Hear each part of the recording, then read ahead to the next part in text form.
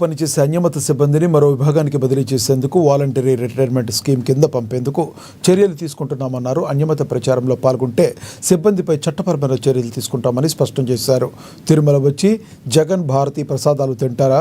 తిరుమలలో తప్పు చేస్తే మాట్లాడాలి, లేనిపోయిన విమర్శలు సరికాదంటూ విమర్శించారు. వైసీపీ నేతలు అసత్య ఆరోపణలు చేస్తే ఊరుకునేది లేదు. భూమన కరుణాకర్ రెడ్డి పనిగట్టుకుని తిరుమలపై దుష్ప్రచారం చేస్తున్నారు. కరుణాకర్ రెడ్డి అవినీతి చిట్టా అంతా నా దగ్గర ఉంది. సుబ్బారెడ్డి, కరుణాకర్ రెడ్డి ఎవరెవరికి ఎన్ని టికెట్లు ఇచ్చారో నాకు తెలుసు. రోజా టూరిజం ముసుగులో ఒక్కో దర్శన టికెట్ వేలకు అమ్ముకున్నారు. తిరుమలలో ఎవరేం చేశారో చర్చకు సిద్ధమా అని బిఆర్ నాయుడు సవాల్ విసిరారు. నుంచి కూడా ఎన్నో కార్యక్రమాలు చేయాలని మేము ఒక ప్రణాళికలు చేసుకుంటాం. మేము ఒక 24 మంది బోర్డు మెంబర్లను ఎంత చక్కగా అందరు కూర్చొని మాట్లాడి ఎవరు టికెట్లు వాళ్ళు పెట్టుకొని ఎవరు భోజనాలు వాళ్ళు చేసి ఎవరు రూముల్లో వాళ్ళు ఉండి మేము దేవుడి కోసం సేవ చేయాలని వచ్చాం కానీ అక్కడ దోచేయాలని తిరుమలను దోచేయాలని లేదు.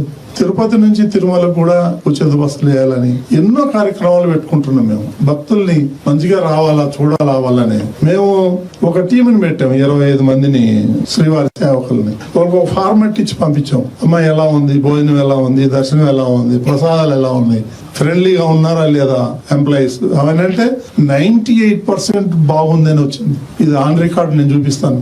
ఇదే కరుణాకర్ రెడ్డి దొంగ రోజుకి 5,000-6,000 టికెట్లు ఇచ్చాడు. కింద తిరుపతిలో పెద్ద మాఫియాలాగా దుకాణం పెట్టేశాడు. వాడొక దుకాణం, ఆయన కొడుకు ఒక దుకాణం, ఆయన భార్య ఒక దుకాణం, ఆయన మరదలు ఒక దుకాణం. టికెట్లు అమ్ముకొని పాపం సొమ్ము తినేసి వాళ్ళు ఈ రోజు తిరుమల గురించి మాట్లాడతారు.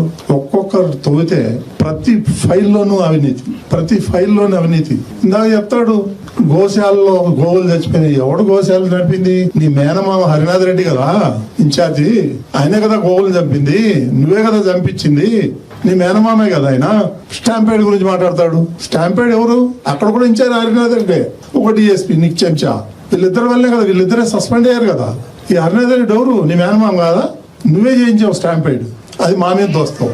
నీ చరిత్ర ఎంత ఉంది ప్రతి ఒక్కరికి తెలుసు. రాష్ట్రంలో రైళ్లు తగలబెడతావు, దొంగ ఓట్లు కర్ణాటక నుంచి తమిళనాడు నుంచి తీసుకొస్తావు.